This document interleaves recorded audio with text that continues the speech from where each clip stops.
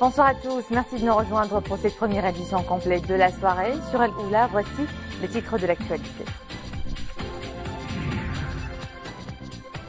Les 12 régions du Royaume à l'heure de la 4e semaine de l'artisanat, un secteur qui emploie plus de 2 millions d'artisans et contribue à hauteur de 7% au PIB national.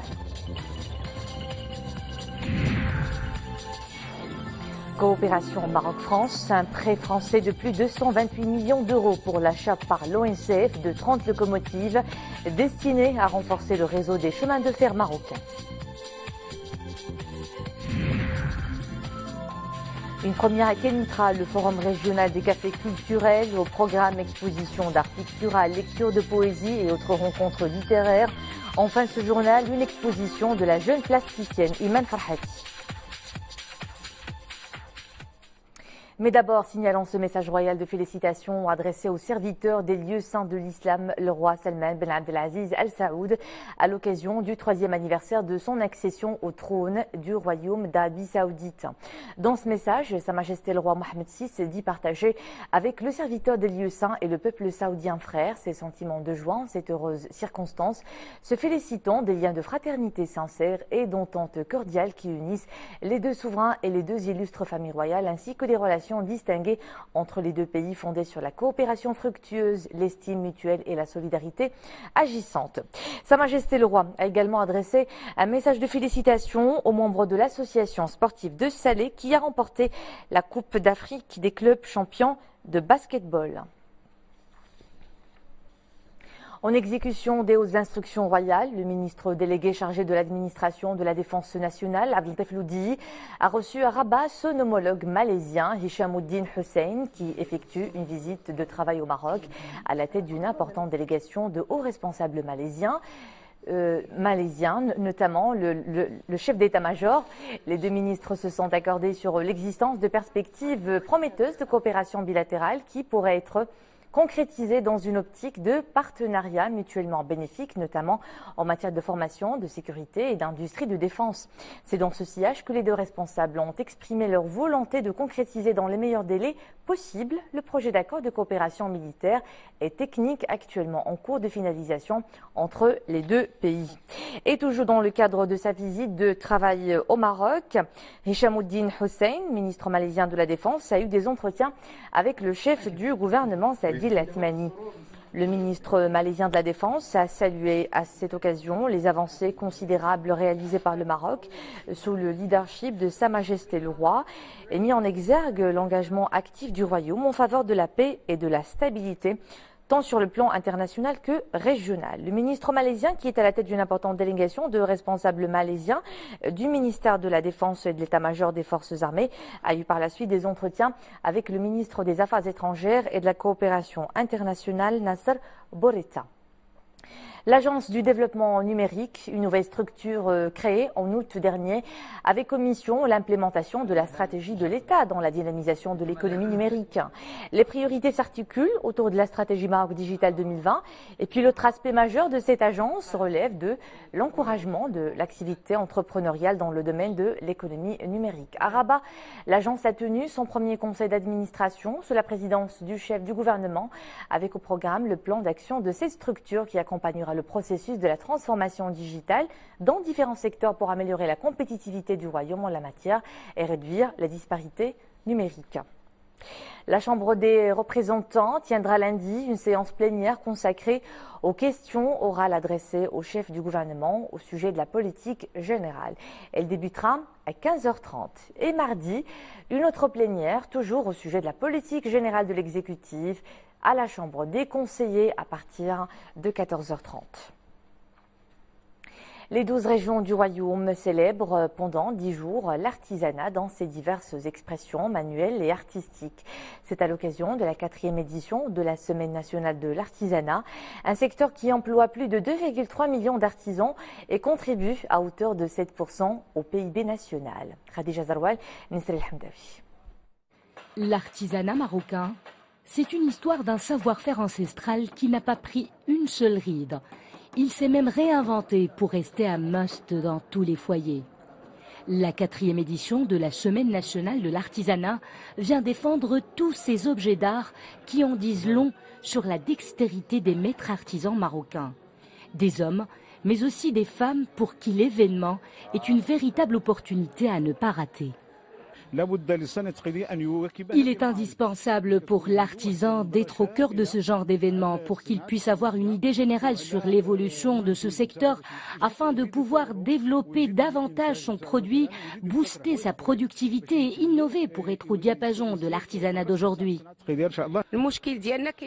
Nous avons un grand souci au niveau de la commercialisation de nos produits. Nous n'avons pas assez d'occasion pour mettre en avant tout ce que nous produisons.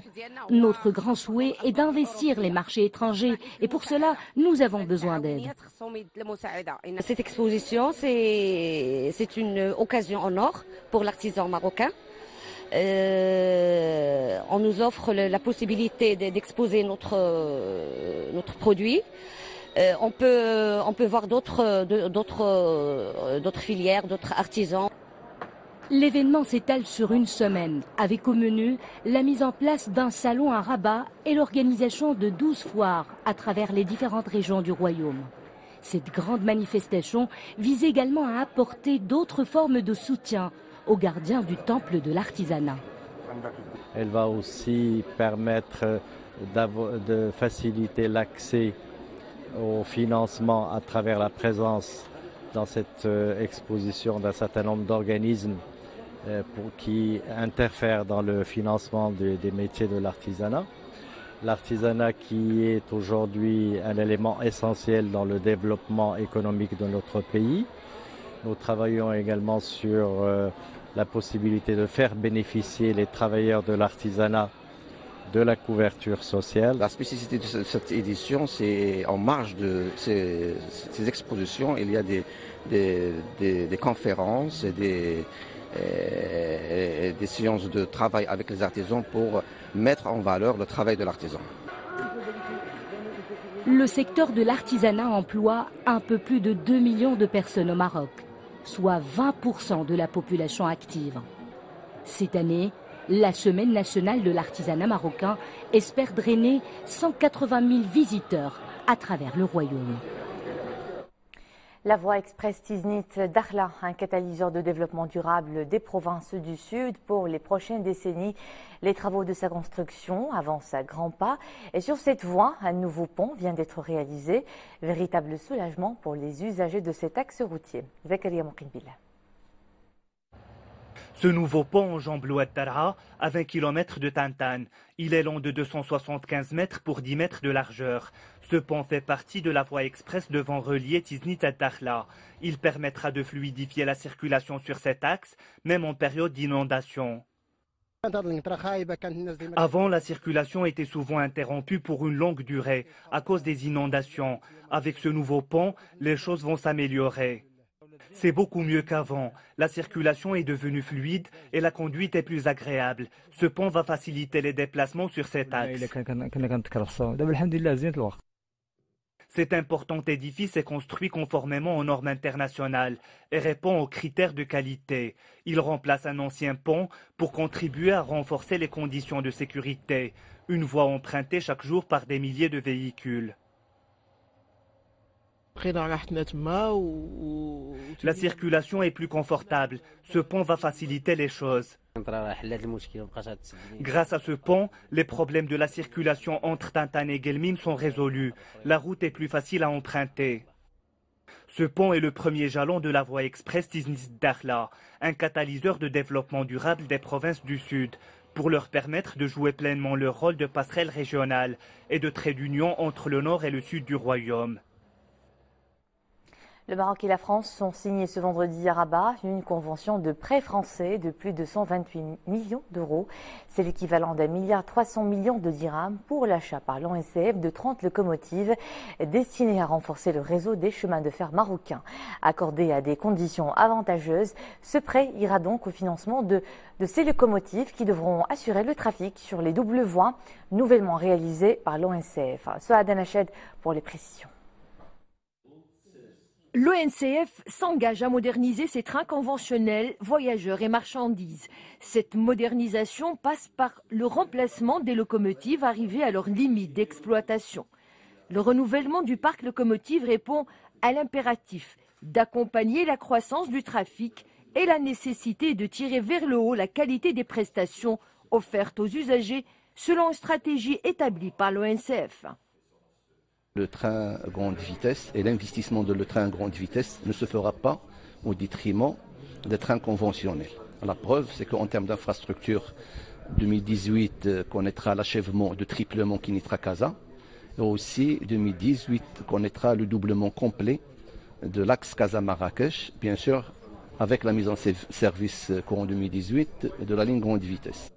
1,3 milliard de dirhams, un financement concessionnel français pour accompagner la stratégie de l'ONCF relative au rajeunissement de sa flotte. Ce protocole vient confirmer la qualité et la densité de la coopération maroco-française dans le développement du ferroviaire.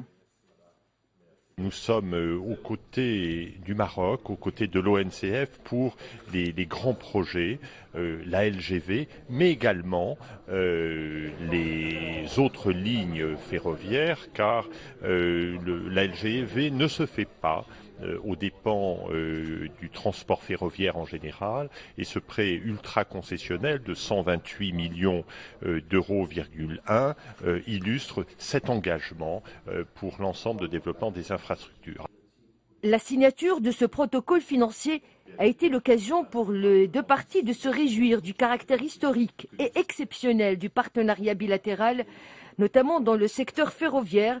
Les tramways qui circulent à Casablanca et à Rabat sont issus de l'industrie française. La Direction générale de la Sûreté nationale fait son bilan. Elle dresse ses réalisations en 2017. On y apprend notamment que la DGSN a procédé à la modernisation de ses infrastructures et de ses équipements dans plusieurs villes et régions du Royaume. Tour d'horizon de quelques-uns des nombreux acquis avec Mohamed Aïleshkar. Durant cette année 2017 et dans le cadre de la stratégie de modernisation et de renforcement de la proximité avec les citoyens, la Direction générale de la Sûreté nationale a procédé à la création de 6 nouvelles brigades régionales d'intervention ou BRI, portant à 13 le nombre total de ces brigades mises en place sur la période 2016-2017. Ces BRI s'ajoutent aux brigades centrales d'intervention spécialisées dans les affaires liées à la sécurité et à la criminalité, ainsi qu'à la vingtaine de nouvelles équipes de renseignement criminel et de soutien technique à travers le Royaume. Ces équipes ont pour mission de collecter et d'analyser les données à caractère criminel et de les exploiter dans l'appui aux investigations pénales. Il a été également procédé à la création d'une nouvelle salle de commandement et de coordination dans la zone de Tmara Skhirat, avec des unités de terrain de la police secours. Et toujours en cette année 2017, la couverture sécuritaire a été renforcée et élargie avec la création de nouvelles structures, dont des arrondissements, des services des accidents de la route et un service central de la formation continue au profit des services de maintien de l'ordre et des forces d'intervention rapide. Et entre autres réalisations, pour cette année 2017, la Direction générale de la Sûreté nationale, la DGSN, a émis près de 2 millions de cartes d'identité nationale électronique, 1 965 644 très exactement, dont 206 464 cartes d'identité nationale électronique pour les Marocains du monde. Une nouvelle génération de ces CIN électroniques est en cours de préparation. Pour ce qui est des projets programmés pour l'année prochaine 2018, la Direction générale de la Sûreté nationale poursuivra sa politique de modernisation et de moralisation à travers notamment une application informatique de gestion des appels au secours et d'urgence, appels émis par les citoyens via le numéro 19, ainsi que la généralisation du système de collecte des données biométriques au niveau des missions diplomatiques et consulaires marocaines à l'étranger.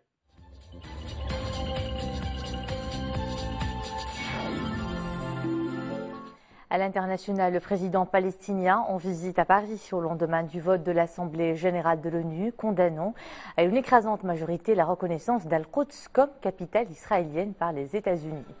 Lors d'entretiens avec le président français, Mahmoud Abbas a déclaré qu'il n'accepterait aucun plan de paix de la part des États-Unis dans le conflit israélo-palestinien, estimant qu'il s'était discrédité en reconnaissant Al-Quds comme capitale d'Israël. Emmanuel Macron, qui sera en visite au Proche-Orient début 2018, a de son côté rappelé la position française, estimant qu'il n'y a pas d'alternative à la solution des deux États et pas de solution sans accord entre les parties sur Al-Quds. Une bombe à retardement a explosé ce matin devant la cour d'appel d'Athènes, provoquant d'importants dommages matériels, mais sans faire de victimes.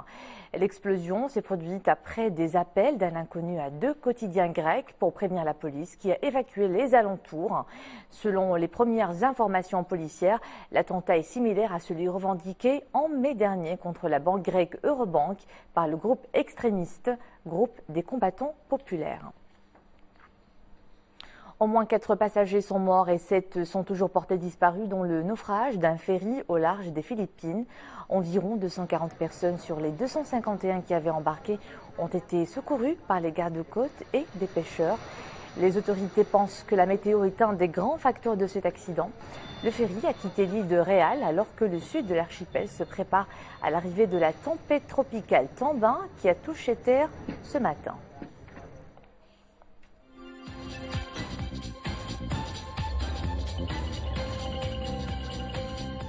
Kenitra accueille le premier forum régional des cafés culturels, une première à l'échelle nationale qui souhaite créer une proximité à plus grande échelle avec les différentes formes d'expression littéraire et artistique. Pour illustrer cette nouvelle donne, une jeune artiste a été invitée à présenter pour la première fois son travail d'artiste peintre. Elle s'appelle Iman Farhati et on peut déjà la considérer comme une vraie découverte. Ahmed Silla et Dominique Orlando. À l'image de l'artiste qui est à l'honneur aujourd'hui, l'exposition respire la discrétion. Par son nombre peu élevé de tableaux qui suffisent pourtant à illustrer le grand talent d'Iman Farhati, par le traitement tout en sobriété qu'elle réserve à ses portraits et qui tous semblent exprimer un solide ancrage identitaire.